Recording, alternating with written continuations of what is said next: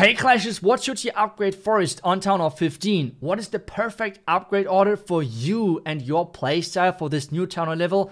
What should you use magic items on? There's so many possible questions, it is crazy. And I will answer all of them in this video. And I feel like the first thing we should do is we should dive into all of the possible upgrades. Buildings, heroes, new pets, everything. And this is right now on your screen. It's a huge list, I know, but we are going to go through every single one of those different categories and I will explain everything. If this is right now too small for you, no problem. The Google Sheet is down below in the description and you can just check it out over there.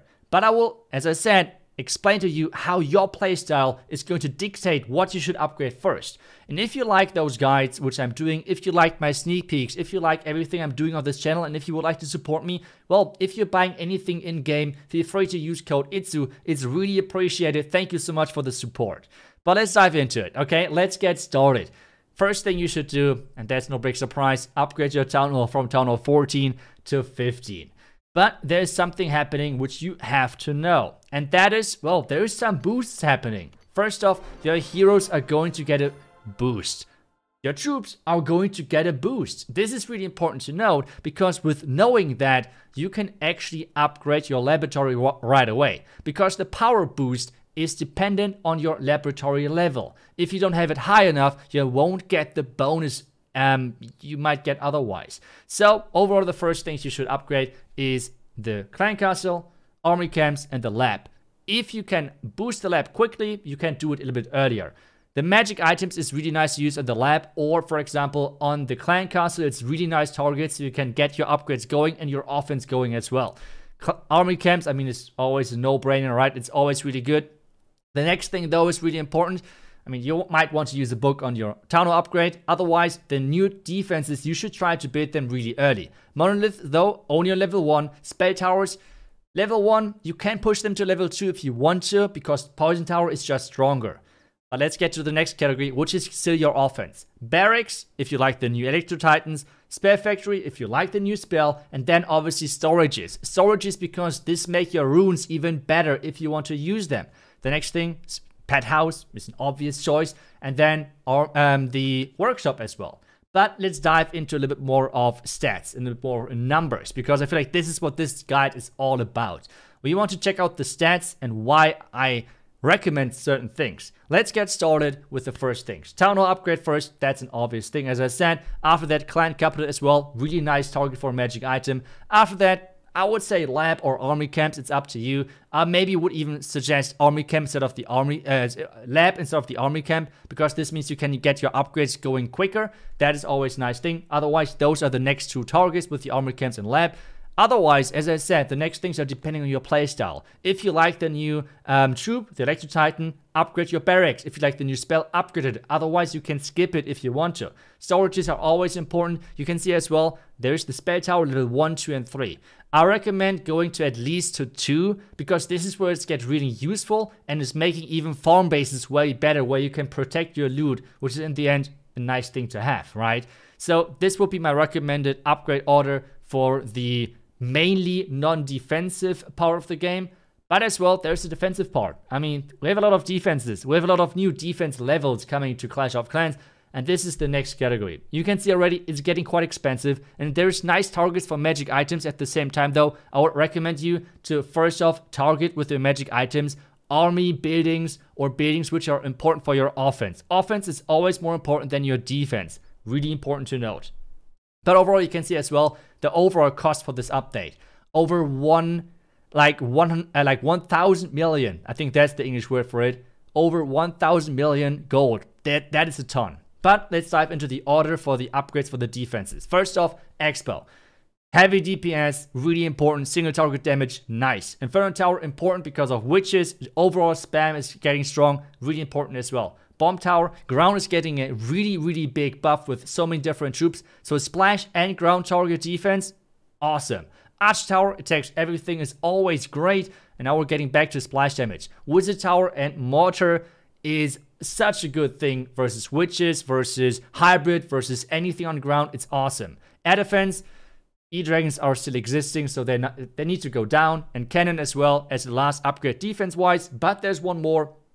level 1 to, or like level 2 to 5 from the town level as well. I would recommend spread out the damage first, upgrade your town hall then, after the cannon, and make sure that everything else is upgraded, because I feel like the town is already strong enough. The last 2 traps, small bomb and air bomb, really depend on the playstyle, which is on your base, depending on how the meta is going.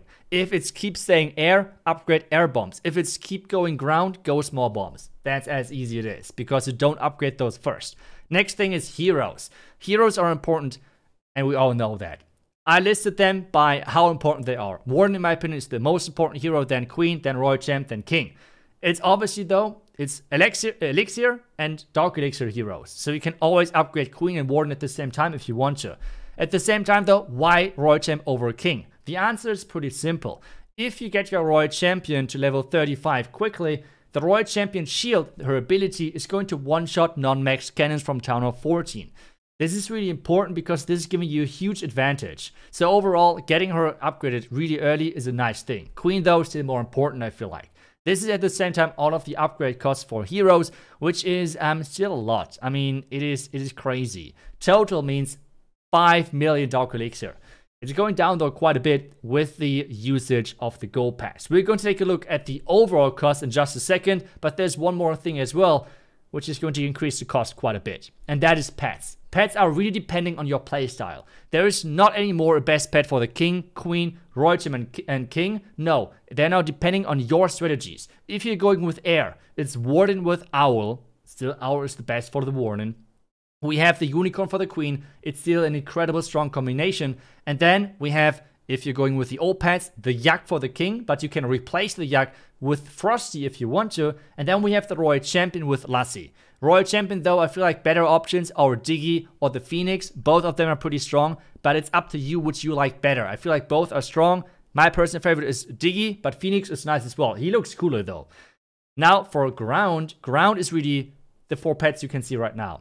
Queen, Unicorn, Frosty King, Diggy Royal Champ, and Poison Lizard for the Warden. That's what I would overall say. At the same time, though, it really depends again on your playstyle. And this is what is so cool about this, okay? And this is why it's so hard as well to make an upgrade priority list. But that will be a recommended upgrade order for all of the pets. First, Diggy, then Frosty, then after that, the Phoenix, and then the Poison Lizard.